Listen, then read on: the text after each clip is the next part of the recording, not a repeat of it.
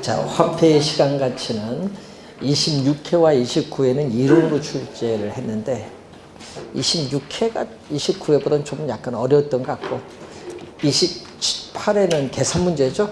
그래서 올해도 이 계산 문제가 출제될 가능성이 높으니까 잘 정리를 해 두셔야 돼요.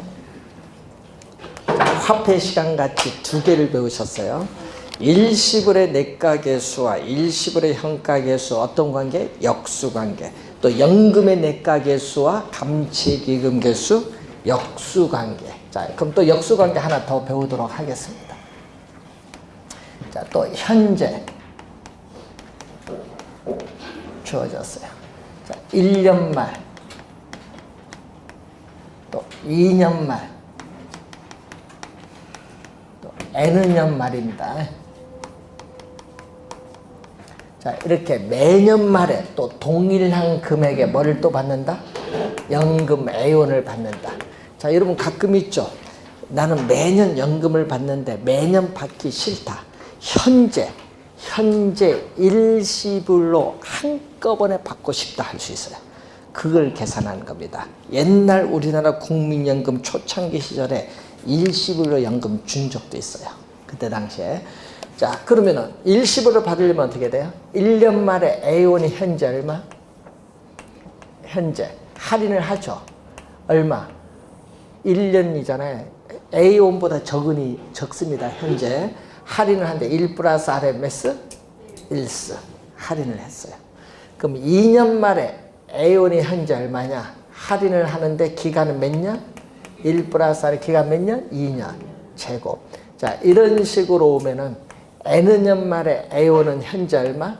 A 1 플러스 RMS N스. 이걸 다 더해주면은 이게 바로 현재 일시불로 받는 총 금액.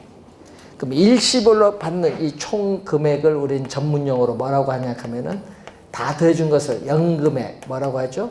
현재 가치라고 해.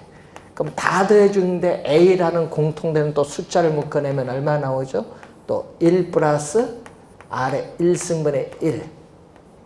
또 1 플러스 R의 제곱분의 1. 자, 이런 식으로 가면은 1 플러스 R의 N승분의 1 나오죠. 자, 또 이 수식을 또 계산하면은 안 되죠.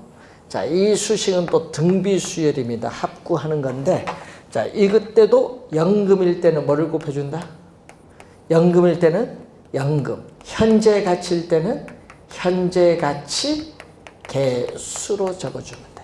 그래서 매년 말 동일한 금액 연금 A원에 연금의 현재 가치 개수를 곱해주면 연금의 현재 가치를 구할 수 있다. 자, 이 내용이죠. 그래서 계산 문제가 또 연금의 현재 가치 구하는 문제 22회 시험에 또 계산 문제가 또 출제를 했었죠. 그리고 26회는 또 우리가 말로써 이론으로 출제했고 22회는 계산 문제. 그래서 우선은 연금의 현재 가치죠. 연금의 현재 가치 구하는 그러한 내용입니다. 여러분 이런 게 있죠. 상가 건물 샀어요. 상가 건물 샀는데 매월 임대료 수입을 100만 원 받아요. 매월 임대료 수입 100만 원 받는데 5년 후에 처분했을 때 매월 임대료 수입 현재 가치 얼마냐? 요거 구하는 거잖아요. 매월 임대료 수입이 얼마? 매월이니까 1월 말, 2월 말 매월 얼마? 100만 원. 이걸 5년까지 받는데 현재 얼마냐? 그럼 할인해서 다 뭐 해주면 돼? 더 해주면 돼. 자, 그런 것도 우선 우리가 계산할 줄 아셔야 돼요. 뭐를 이용한다? 연금의 현가 개수를 이용하는 겁니다. 자, 이 수식에서 A는 얼마죠? A는 또 양변을 뭘로 나눠줬다?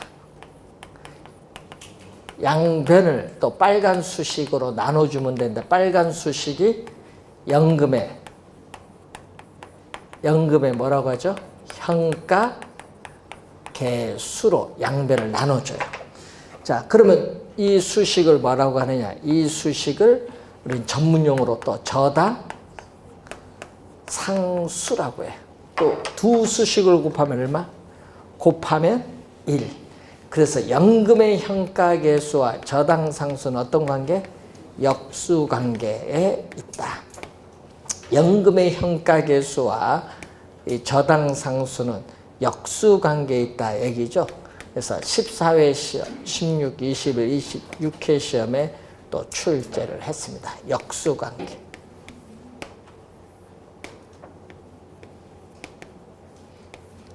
이 저당상수 상당히 중요한데 문제는 요 A값이 뭐죠? 이 A값이 여러분 A값을 우린 전문용어로 부채 서비스액, 아까 여러분 1교시 배울 때 부채 서비스액을 다른 말로 원리금 상환액인데, 자 연금의 현재 가치는 아까 뭐죠? 현재 일시불로 환원한 금액. 이것은 바로 여러분 주택 융자금은 현재 일시불로 받죠. 주택 융자금이 뭐다? 대출금. 연금의 현재 가치는 주택 융자금 대출금에 뭐를 곱해주면 저당 상수를 곱하면 원리금 상환액 구할 수 있다. 이 수식은 매년 출제되는 수식. 요거 모르면 큰일 납니다. 올해도 출제합니다. 계산 문제 풀 때 이 수식 모르면 안 돼요. 매년 출제되는 수식. 부채 서비스, 뭐 작년에도 당연히 출제했죠. 그런데 문제는 이 수식인데 이것은 우리는 뭐일 때?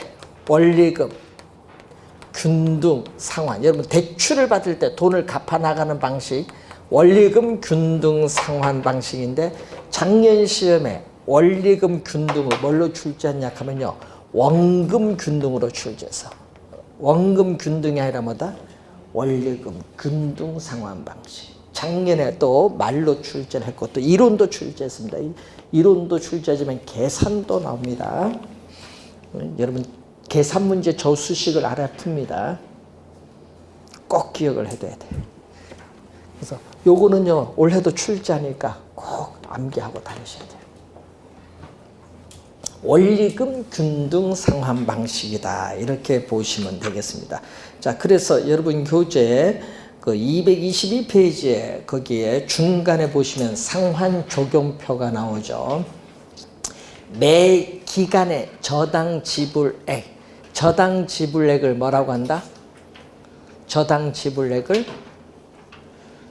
원리금 상환액이에요. 저당 지불액을 원리금 상환액인데 원리금 상환액을 뭐와? 원금 상환분과 뭘로? 이자 지급분으로 나누고 원금의 미상환분, 원금의 미상환분을 다른 말로 잔금이라고 해요. 원금의 미상환분, 잔금을 하나의 표로 나타낸 밑에 있는 표를 뭐라고 한다? 상환조견표라고 해요. 밑에. 맨 밑에 잔금 나오잖아요. 저당 잔금. 자, 그래서 여러분 그런 표가 있는데 이것을 그림으로 나타낸 게 223페이지 그림이에요. 자, 그래서 이 저당상수 계산 문제도 시험 문제 우리 자주 내거든요. 저당상수 구하는 건 10회, 14회 시험에 우선 출제를 했는데 문제는 요 수식이 매년 출제를 하는 수식인데 또 요 그림도 이해를 잘 해야 돼. 자, 여러분이 원리금 균등입니다. 여러분 무슨 방식? 원리금 균등 상환 방식에서 여기 만기, 대출기간 만기고 이렇게 이자, 지급곡선, 또 여기 뭐죠? 원금 상환. 여러분 그 교재 그림 보세요. 그림 보면은 이런 그림이에요. 뭐일 경우에 우리는 CPM이 원리금 균등 상환 방식. 원리금 균등 상환 방식을 뭐라고 한다? CPM 약어로. 자, 그러면은 첫 번째 달에 얼마죠? 자, 예를 들게요. 자, 이자가 처음에 얼마? 90만 원. 원금이 얼마? 10만 원이면 원금과 이자를 더해준 원리금 상환액은 얼마죠? 원리금 상환액은 100만 원. 그럼 첫 번째 달에 돈 얼마 갖고 있다? 100만 원 갖고 있어요. 자, 그런데 여기서 여러분이 또 우리가 확인을 해야 될 것은 기간이 여기 첫 번째 달에서 기간이 이렇게 지나가는데 여기서는 어떻게 돼요? 여기서는 자, 요 금액과 요 금액이 서로 뭐하다? 같다. 그래서 여러분 기간이 이 정도 지났을 때 원금은 이만큼 늘었지만 이자는 동일한 금액이 뭐한다? 줄었어요. 그러면 이때 요 이자가 80만 원이면 여기는 얼마? 20만 원. 그럼 합치면 또 얼마다? 100만 원. 이런 형태가 돼요. 그럼 이 점을 쭉 연결하면요. 이렇게 나오죠. 이게 바로 뭐죠? 원금 플러스 얼마? 이자. 원금 플러스 이자를 여러분 아까 원리금 상환액이죠. 이렇게 만기까지 대출 기간 내내 동일한 금액 얼마? 100만 원을 상환해 나가는 방식을 우린 전문 용어로 원리금 균등 상환 방식이에요. 그럼 여러분 27의 정답을 요걸 물었거든요. 27에는요. 정답 요걸 물었어요. 어떻게 돼요? 이자가 줄어드는 만큼 동일한 금액에 뭐가 증가한다? 원금이 증가한다. 뭐일 때? 원리금 균등 상환 방식. 27의 정답 지문. 그 지문이. 그리고 28구에 2년 연속 나온 것도 요거 나왔죠? 기간이 경과할수록 대출금 중에서 원리금 상환액 중 원금 상환액은 점점 뭐한다? 증가하죠. 이걸 28구에 2년 연속도 출제한 지문. 하여튼 그림 보고 잘 이해를 해 두셔야 돼요.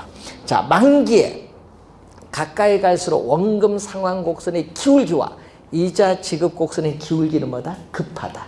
만기에 가까이 갈수록 급하고 어느 점? 이 점인데 만기에 약 얼마?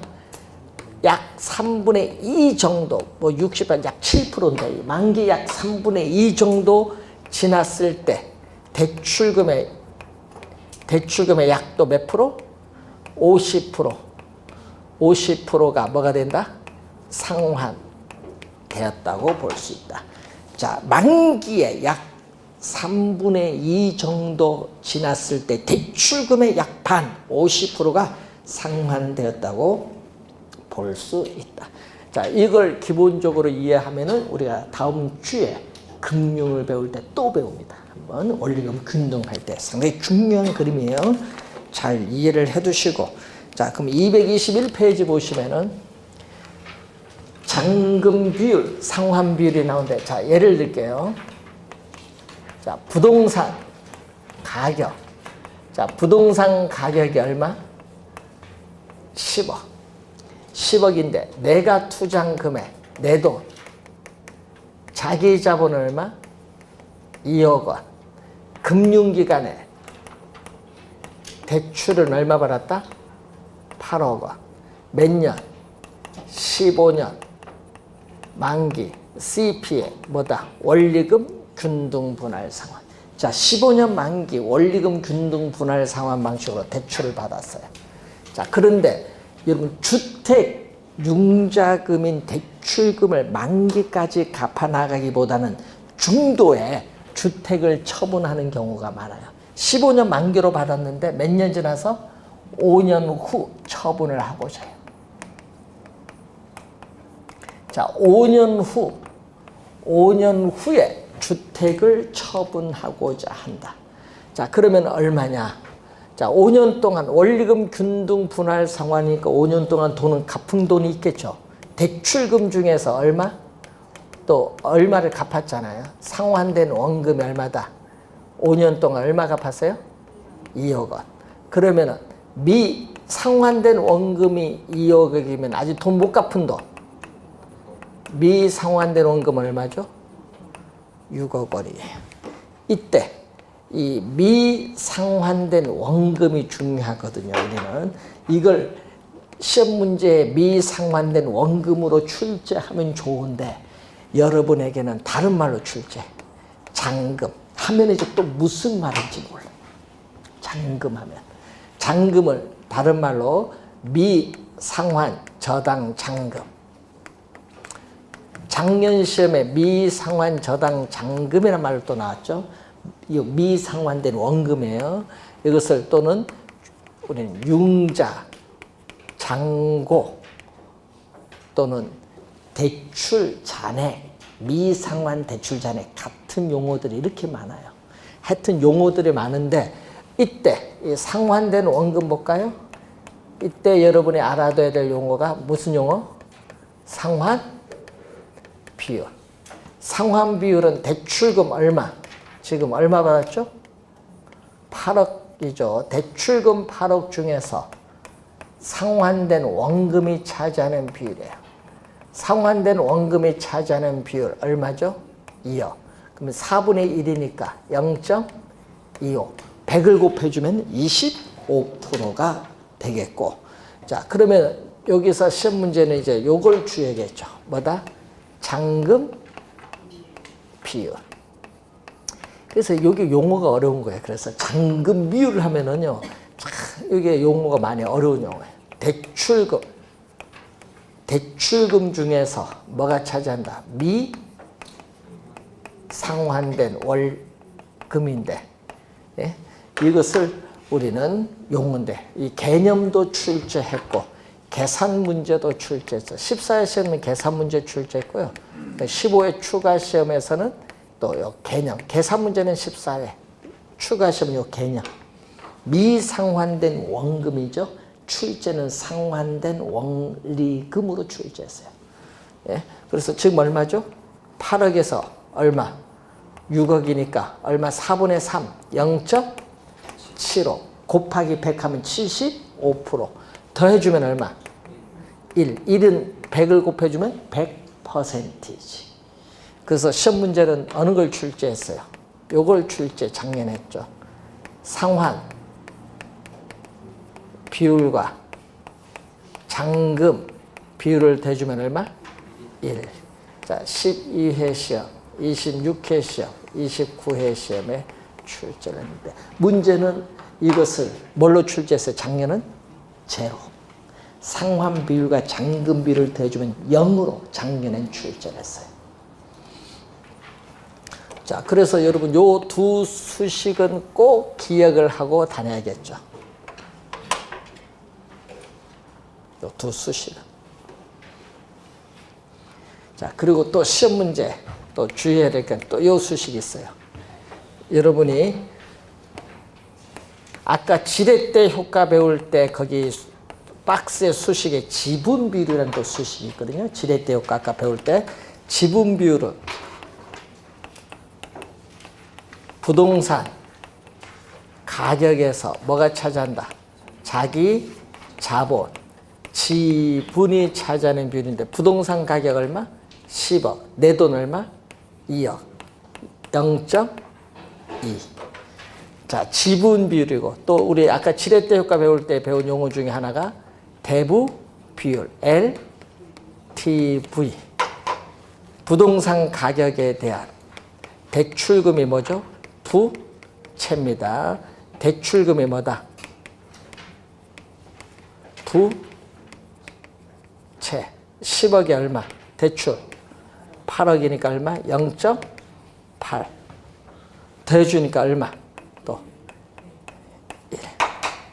그래서 또 지분 비율과 대부 비율은 얼마다? 1.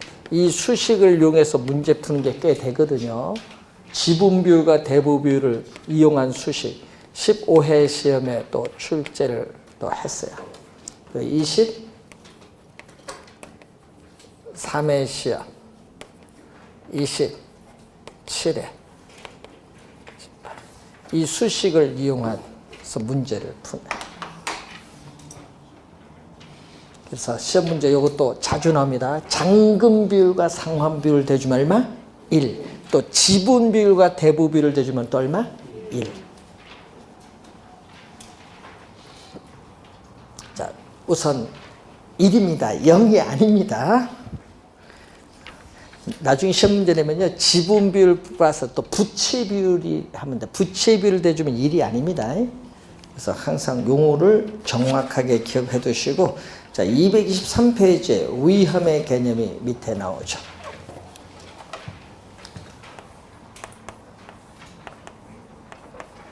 위험은 리스크를 위험이라고 해. 리스크는 미래의 불확실성의 정도입니다.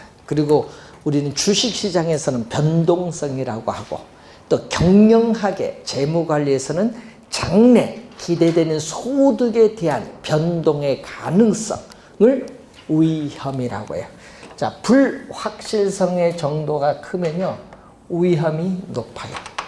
반대로 미래의 불확실성의 정도가 작으면 위험도 낮다는 거죠.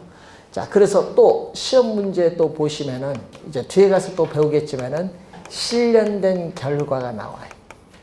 자, 이 실현된 결과는 실현 수익, 여러분 투자를 실제 한 이후에 달성된 수익률이고, 이 실현된 결과가 나오고 예상한 결과가 있어요. 여러분 예상한 결과는 기대의 수익률이에요. 자, 미래에 예상한 기대의 수익률을 얘기해요. 자, 기대의 수익률을 6%인다. 자, 여러분 상가 건물 투자했을 때 미래에 예상되는 수익률 본인은 뭘로 예상했다? 6% 예상했어요. 그런데 실제 투자를 했는데 여기에 몇 프로 나왔다? 실제 달성된 수익률도 몇 프로? 6% 나왔어요. 6%. 그러면은 이때는 위험이 없었다는 거예요. 서로 같으면은 위험이 없었다. 자, 그러면 요 두 수익률의 차이가 바로 뭐가 돼요? 이 두 수익률의 차이가 위험이 돼요. 그래서 위험은 이 실현된 결과가 예상한 결과로부터 벗어날 가능성, 달라질 가능성이 위험인데, 이 차이가 어떻게 돼? 컸다. 예를 들어서 6%잖아요. 실제 달성된 수익률이 예를 들어서 5%, 4% 이렇게 차이가 벌어지면 위험이 높았다는 거고, 이 차이가 작았다. 그러면 어떤 얘기죠? 실제 달성된 수익률 6%에 가까이 가는 거, 5.5%, 5.7% 이렇게 6%에 가까이 가면은 위험이 낮은 거죠. 그럼 시험 문제는 이렇게 출제하거든요. 이제 실현 수익률이 미래에 예상되는 기대 수익률에 가까울 가능성이 가장 큰 투자는 아파트이다. 그럼 그렇게 말이 나오면은, 실현 수익률이 기대 수익률에 가까울 가능성이 가장 크다 하면 위험이 가장 낮다 이 말이에요. 위험이 가장 낮은 투자는 뭐다? 이걸 OX 찾는 겁니다. 그래서 항상 요 차이가 뭐다? 위험이라는 걸 늘 염두에 두시면 돼요. 그래서 최근에 시험은 또 여기서 많이 나오대. 부동산 투자에 따른 위험의 유형에서 여러분이 최근에 시험에 자주 내대요. 여러분 5가지 배울 텐데 그 5가지를 우리 14회 시험과 23회 시험은 또 5가지를 다 출제를 했죠. 네?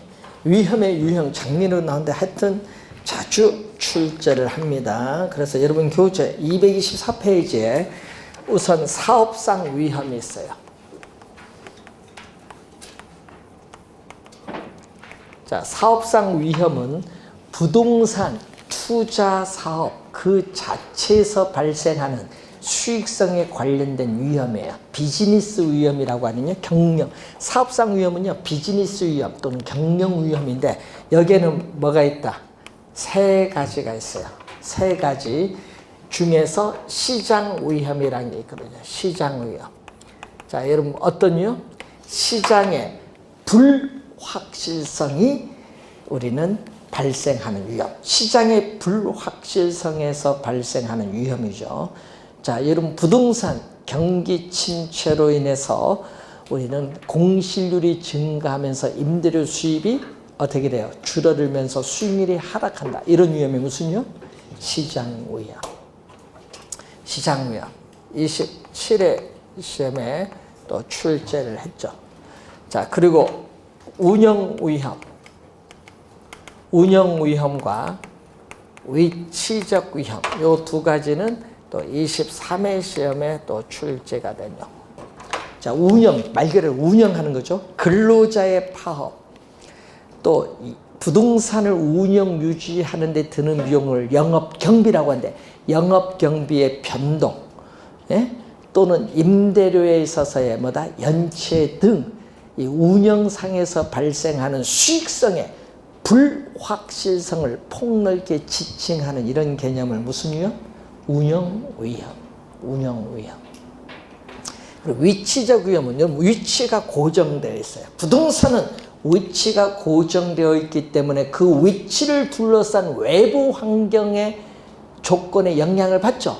영향을 받아서 상대적 위치가 달라짐으로써 부동산 가치가 오를 수도 있고 내릴 수도 있어요. 상대적 위치가 달라지는 그러한 위험을 위치적 위험. 자, 이 위험이 사업상 위험입니다.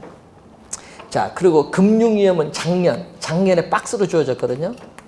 여러분 작년 시험에 박스 주어지고 금융상의 위험 내용이 들어가서 이 위험에 어떤 위험이나 출제했어. 작년 투자이론 투자 문제 9문제 중에서 가장 쉬웠습니다. 29회 시험에 또 출제가.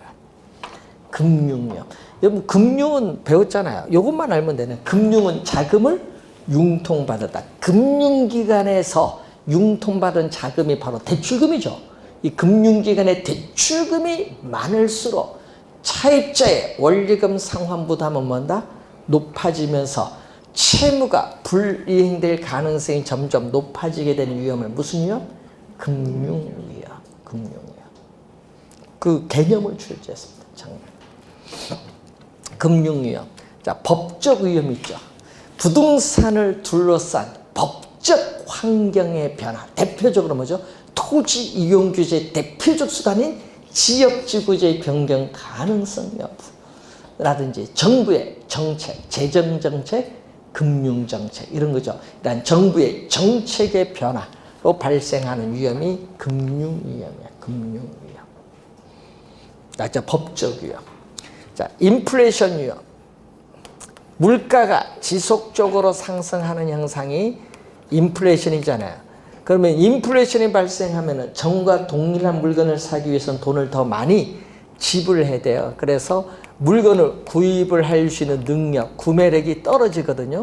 구매력 하락에 따른 위험. 인플레이션 위험은 구매력 하락에 따른 위험을 얘기하죠.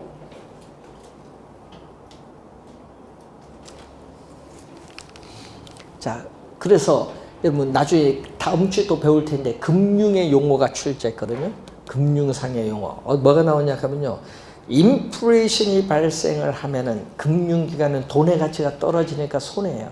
그래서 대출금리 인상을 통해서 누구에게? 차입자에게 인플레이션에 따르는 위험을 떠넘겨요.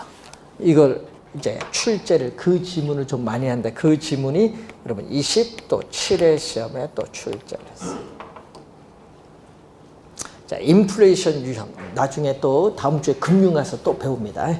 그리고 또 유동성 위험이 있어요. 여러분 유동성은 황금성이에요. 여러분 유동성 위험은 황금성 위험이라고 해요. 자, 황금성은 아까 배우셨죠? 부동산을 처분해서 현금화하는 데 걸리는 시간이에요. 그래서 부동산을 처분하여 현금화하는 경우에 부동산의 시장 가치의 손실의 가능성을 무슨 위험? 유동성 위험. 자, 부동산의 정상적인 시장 가치는 4억인데 금 매물로 3억 2천만 원에 매각하면 얼마 손해봤죠? 8천만 원 손해봤죠. 그 8천만 원이 유동성 위험이에요. 그래서 유동성 위험 우리가 17회 시험에 또 출제, 작년에 또 출제 또 했어요. 지문상에 또 출제했죠. 뭐 14회, 23회는 당연히 출제를 하고. 그래서 아까 5개 배웠죠. 5개 위험을 14, 23엔 5개 위험을 문제 주어지고 틀린 거 찾아내라. 이걸 출제했습니다. 그래서 시험에 위험의 유형 자주 나와요. 그래서 좀 확인을 좀 해둬야 돼요. 별표 2개. 이건 나와서 틀리면 안 되는 겁니다. 위험은. 이런 거 틀리면 큰일 나요. 계산도 아닌데. 225페이지로 갑니다. 수익률.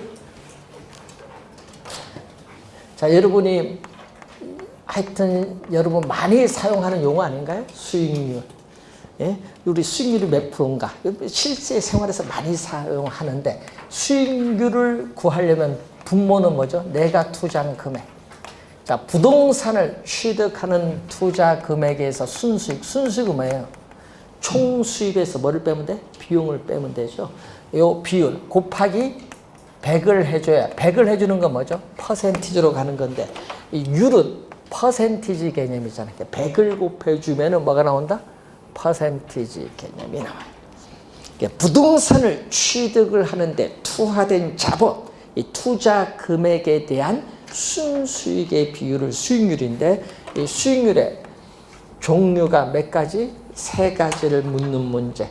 14회 시험에 또 출제를 했었죠. 3가지. 3가지를 봤더니 뭐가 나와요? 우선 기대 수익률이 나오죠. 기대 수익률을 뭐라고 하냐? 예상 수익률, 예상 수익률. 투자가 이루어지기 전이니까 무슨 수익률? 사전 수익률. 자, 여러분 상가 건물에 투자를 한다고 예상을 해요. 예상할 경우에 얻을 수 있는 수익률을 얘기해.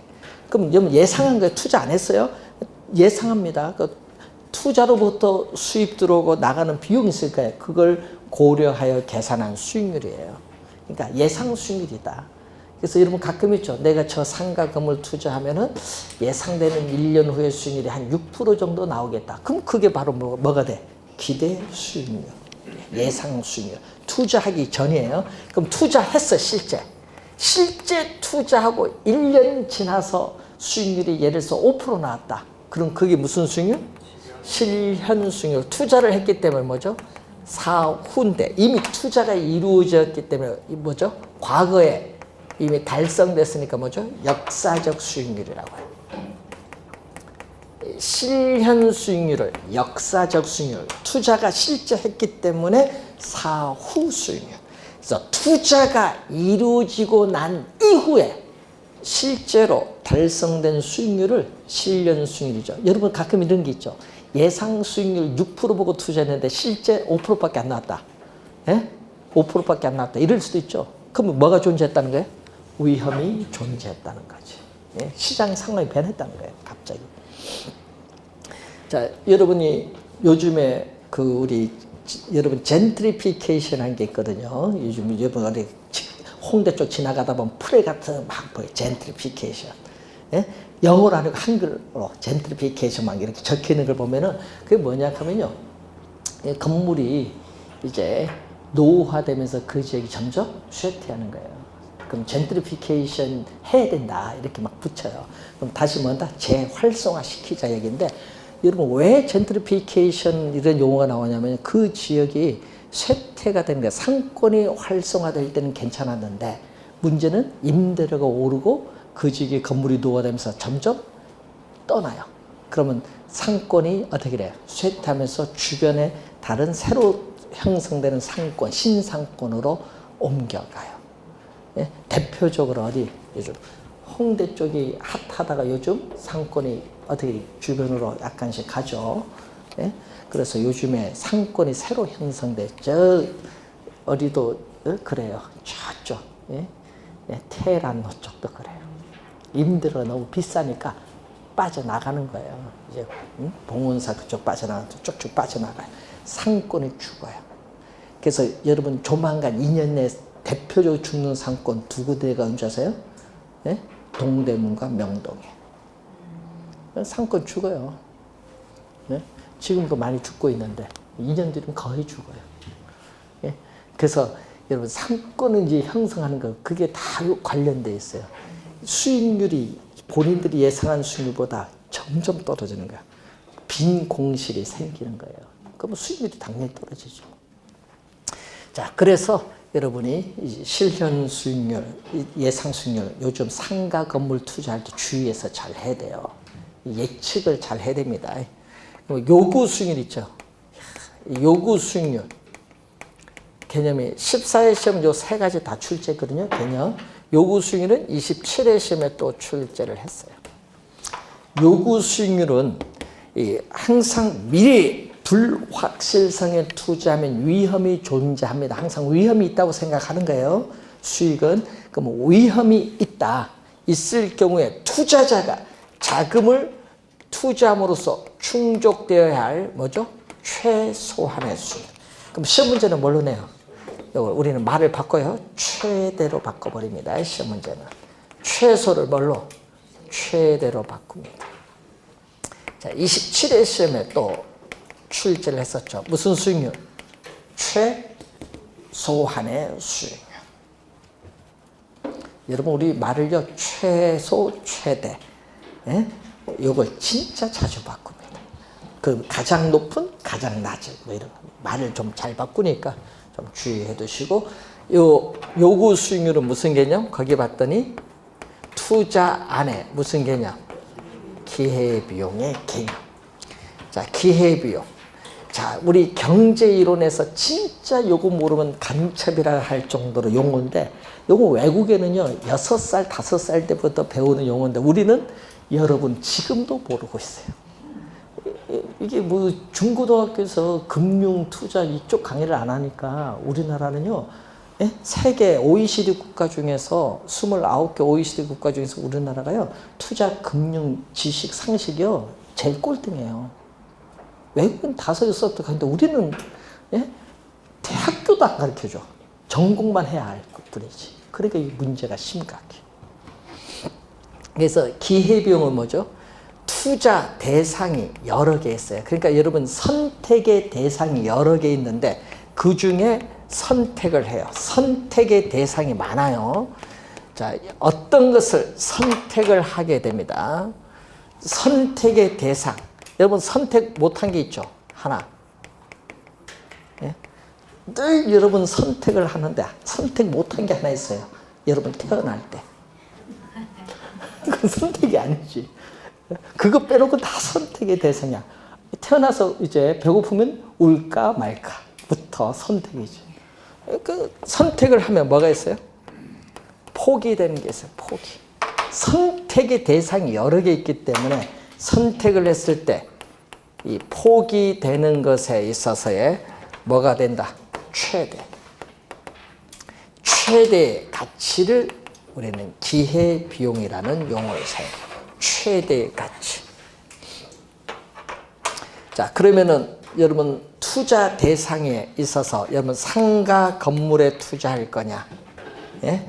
국채에 투자할 것이냐, 예? 또는 어떻게 돼요? 주식에 투자할 것이냐, 은행에 정기 예금에 투자할 거냐, 이렇게 보면은 자, 상가 건물에 투자했을 경우에 예상되는 연간 수익률이 7% 예상된다. 근데 국채는 얼마? 우리가 국채 2% 예상된다. 주식 4% 예상된다. 정기예금 우리가 3% 예상된다. 자, 이렇게 예상됐을 경우에 뭐가 높다? 상가가 높잖아요. 그럼 상가를 선택을 했겠죠. 자, 그러면은 상가를 선택해서 투자했을 경우에 기회비용은 얼마냐 이 말입니다. 그러면 상가를 지금 선택해서 투자했을 경우 기회비용은 포기는 요걸 포기했잖아요. 포기되는 것에 뭐 최대 몇 프로? 4%. 4%가 바로 기회비용이에요. 그럼 무슨 얘기냐면요. 상가 건물을 7% 예상하고 투자를 했지만 난 그 투자 금액에 대해서 못 받아도 최소 몇 프로? 4% 이상은 받아야 된다. 이 4%가 요구수. 최소한 4% 이상은 받아야 되겠다 이 말이에요. 그래서 기회비용 개념이 무슨 개념? 요구 수익률 개념. 그래서 여러분 이런 걸 잘 해야 돼. 기회비용. 자, 여러분 우리나라 대학생 그 고3 학생들이 제일 불쌍한 게 뭔지 아세요? 고3 학생들이 본인이 선택을 했는데 본인이 선택을 안 해. 대학교를. 누가 선택을 해? 부모님이 자기 인생 사는가? 그러니까 여러분 대학 잘못 들어갔어. 자기 전공 아니야. 다니다 보니까 요건 내가 여기 안 맞다. 또 바꿔보세요. 또 1년이란 여기 시간이 또 버리는 거야. 또 떨어져 보세요. 그럼 2년을 가는 거야. 요즘 삼수가 필수래. 아니, 우리 학생들을 얘기해 보니까 사수는 선택이래. 사수까지 하대요. 예. 저 우리 옆집에요. 연세대학교 2년 다니다가 3년 복학 다니다가요. 다시 포기하고 이번 또 시켰어. 4년째. 이번 2월달 발표를 하는데 이렇게 해서 묻지도 못해. 학교에. 그래서 이제 무슨 과 갈 겁니까? 이제 물었더니 처음에는 무슨 과 갔다가 다 포기하고 이제는 어디 간다? 이제 교원대학교 무슨 컴퓨터 공학 쪽, 컴퓨터 쪽 선생님 되겠다. 그러니까 처음부터 잘 갔으면 돼. 그때 갔으면 합격했죠. 그때 당시 연세대 그과 가질 정도면 합격했는데 결국 어떻게 부모님이 두 분이 연세대 나와서 자기도 연세대 나와야 된대. 그게 어디 있어요? 이게 많아요. 선택을 못해. 왜 선택? 그러니까 이제 기회비용이 엄청 포기되는 가치가 너무 커버려요, 나중에. 여러분, 대학교 졸업하고 또 대학 간 사람이 있어요? 많죠? 학사 편입해서 또 갑니다. 그 왜 그럴까요? 잘못 들어갔으니까. 그 부모님 때문에 졸업은 해야 되겠고, 졸업하고 또 가. 그래서 요즘에는 이 선택을 처음부터 잘 해야 돼요. 잘. 선택. 포기. 여러분 공인중개사 공부를 선택해서 포기된 걸 못 포기했어요. 여러분 인생 1년 포기했어요. 그거 화폐 가치로 따져보세요. 그래서 선택한 가치와 포기된 가치를 잘 비교를 하셔야 됩니다. 자, 여러분 교재 226페이지에 자, 기대 수익률. 자, 예상 수익률이거든요. 자, 기대 수익률과 요구 수익률인데, 자, 요구 수익률이 4%다. 자, 요구 수익률이 4%다. 근데 나는 투자로부터 미래 예상되는 수익률이 7%다. 그럼 투자를 할까요, 말까요? 예? 예. 아니, 최소한 수익률이 4%인데 미래 예상되는 수익률이 본인 보기엔 7%다. 그럼 본인은 투자할까요, 말까요? 해야죠. 요것도 선택 장애가 있습니까? 판단 빨리 해야지 투자를 하죠. 그러면은 본인이 예상한 수익률은 3%인데 최소한 수익률이 몇 프로다? 4%다. 그럼 투자를 안 하죠. 하더라도 최소 수익률보다 낮은데 안 한다. 이걸 판단하는 지문이 많이 나오거든요. 그래서 21회 시험에 최근 4년 연속 나왔어요. 지문상에. 최근에 4년 연속 출제하고 있어요. 기대 수익률, 요구 수익률 관계에서 요걸 묻는 거잖아요. 투자를 할 것인가, 안 할 것인가.